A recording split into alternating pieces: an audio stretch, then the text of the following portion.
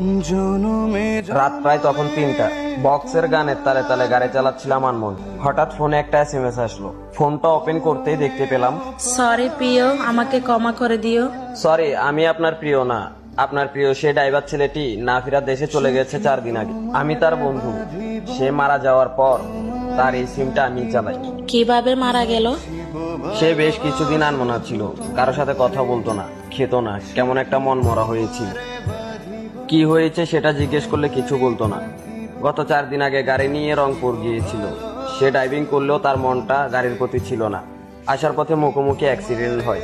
দেহটা ক্ষতবিক্ষত হয়ে গিয়েছিল। তার এমন মৃত্যুতে খুব কষ্ট পেয়েছি।